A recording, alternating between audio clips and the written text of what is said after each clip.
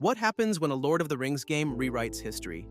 When orcs defy Sauron, Shelob transforms into a woman, or new rings of power are forged from nowhere. Some games honor Tolkien's world with meticulous detail, while others reshape it beyond recognition.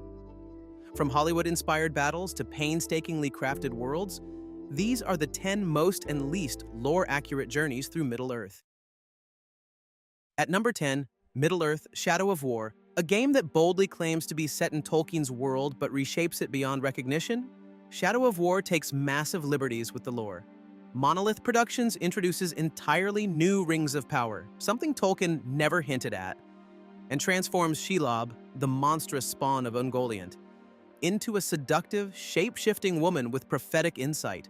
Even Sauron himself is given a complex, almost sympathetic backstory, stripping away his original nature as the embodiment of tyranny and malice. Worse still, the game depicts orcs forming loyal armies and breaking free from Sauron's rule, despite Tolkien's repeated emphasis that their corruption bound them to their masters. Yet for all its narrative liberties, Shadow of War still carries a certain understanding of Middle-earth's history. Its environments, from the remnants of Númenórean strongholds to the war-torn lands of Mordor, showcase an impressive level of world-building detail. The Nemesis system, despite being a gameplay-driven feature, effectively captures the cutthroat nature of Sauron's ranks, where treachery and ambition fuel an endless cycle of power struggles. However, none of this can redeem the game's disregard for Tolkien's core mythology, making it the least lore-accurate entry on this list.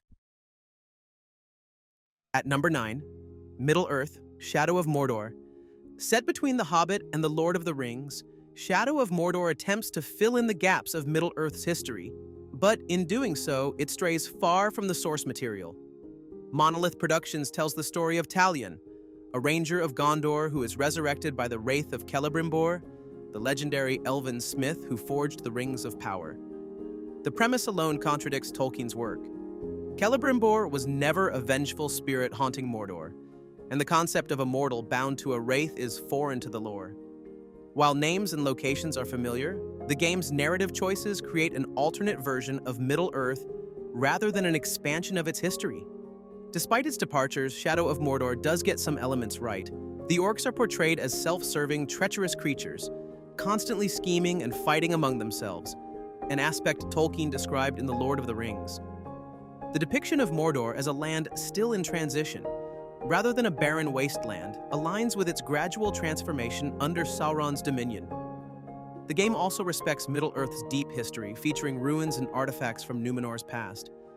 While still a major deviation from the lore, Shadow of Mordor at least grounds itself more in Tolkien's world than its sequel. Next, we shift from grim reinterpretations to a game that, while humorous and exaggerated, remains surprisingly faithful to the spirit of the original story. We find LEGO The Lord of the Rings at number 8, a playful retelling of an epic saga.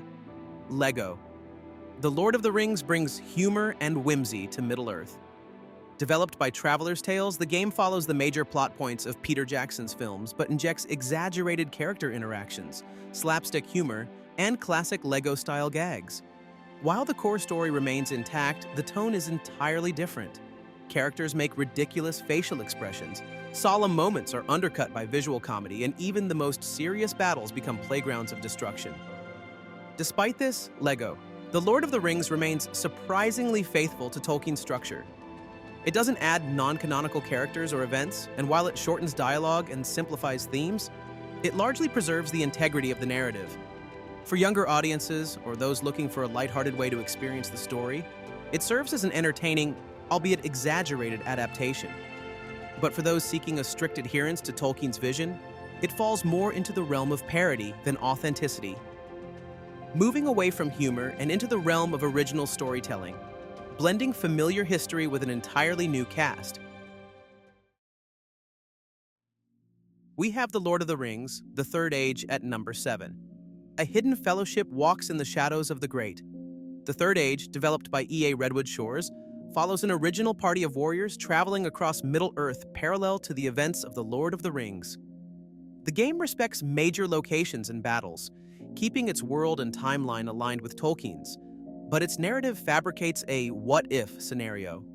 New heroes are inserted into historic moments, creating a side story that never actually took place. Though not part of Tolkien's legendarium, the Third Age still feels somewhat plausible within its setting. The idea of unsung warriors fighting in the background of the War of the Ring isn't entirely far-fetched, and the game incorporates many authentic elements of Middle-earth, from its landscapes to its creatures. However, the inclusion of turn-based battles against Sauron himself and encounters that contradict established lore keep it from ranking higher. For a game that tells an original story but does so within a more justifiable historical framework, we look to War in the North at number 6, which explores an overlooked but canonical front of the war. While War in the North takes creative liberties with its central characters, Snowblind Studios earns a higher ranking for one reason. It expands upon a battle referenced in Tolkien's works but never fully detailed. The war in Eriador and Fornost is briefly mentioned in The Lord of the Rings, providing a foundation for the game's events. Unlike other non-canonical adaptations, War in the North builds its story around a real but underexplored part of Middle-earth's history rather than rewriting existing events. The game's tone is also more in line with Tolkien's darker moments, brutal, unrelenting, and focused on the dire consequences of war. It depicts familiar factions like the Dunedain and shows the constant struggle against Sauron's forces beyond the main storyline. However, the presence of entirely original protagonists and some exaggerated combat sequences remind players that, while the foundation is Tolkienian, the execution is still a work of fiction.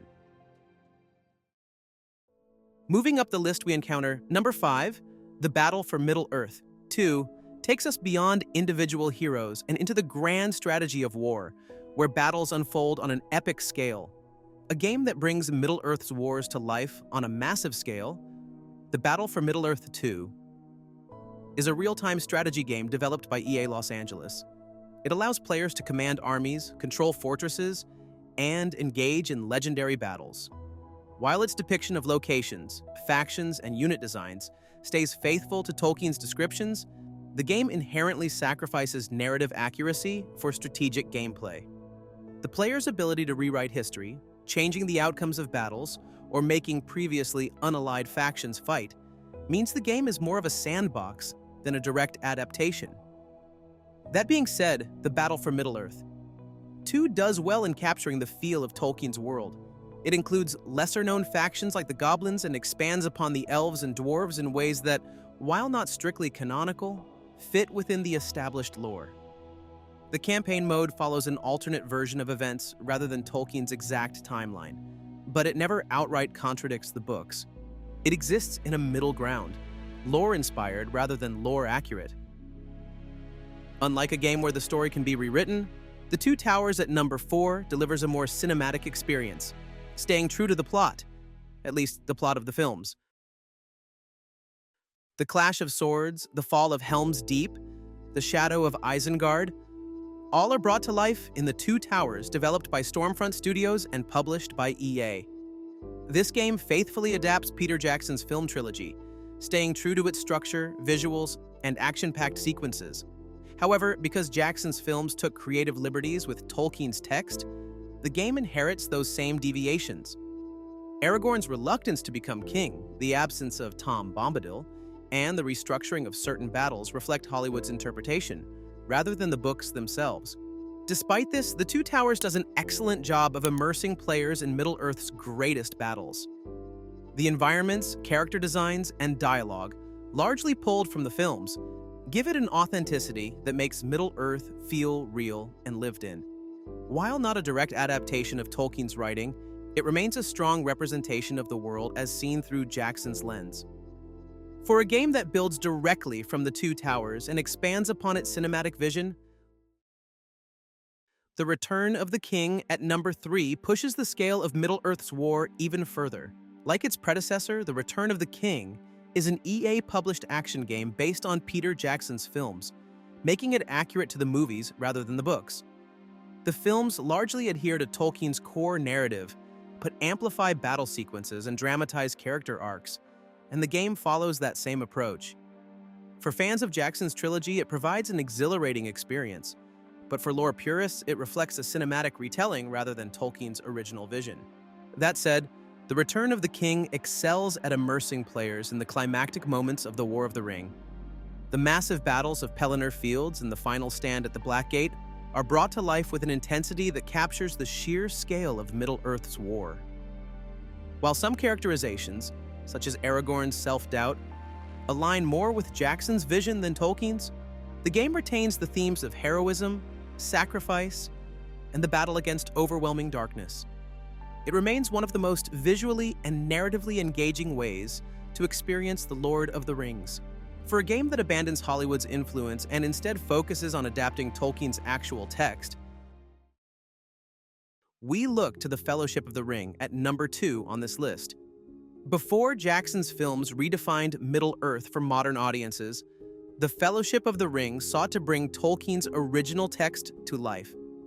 Unlike EA's movie-based adaptations, this game, published by Vivendi and developed by WXP Games, Surreal Software, and Pocket Studios, follows the novel more closely, restoring characters and sequences omitted from the film, such as Tom Bombadil and the Barrow-wights. Its commitment to the book's structure makes it one of the more faithful adaptations, even if its execution falls short. The game's pacing mirrors the novel's slower, more atmospheric journey, allowing players to experience the world as Tolkien envisioned it. The inclusion of mystical elements, like Bombadil's enigmatic presence, reinforces Middle-earth's deep-rooted lore in a way most adaptations ignore. Though the gameplay takes some creative liberties to accommodate combat and progression, it avoids rewriting the story or altering its core themes. For those who want to step into the book's version of Middle-earth rather than the films, this game is a rare and valuable experience. But no adaptation captures Middle-earth with greater detail and depth than The Lord of the Rings Online, which remains the most authentic digital recreation of Tolkien's world. And thus, a worthy number 1. No other game breathes life into Middle-earth with the depth and reverence of The Lord of the Rings Online. Developed originally by Turbine, now Standing Stone Games, this MMORPG meticulously reconstructs Tolkien's world, consulting scholars to ensure authenticity. Every location, from the rolling hills of the Shire to the darkened halls of Moria, is designed with careful attention to the books. Unlike many adaptations that simplify the lore for action, The Lord of the Rings Online remains deeply rooted in Tolkien's intricate world-building, making it the most lore-accurate Lord of the Rings game ever created.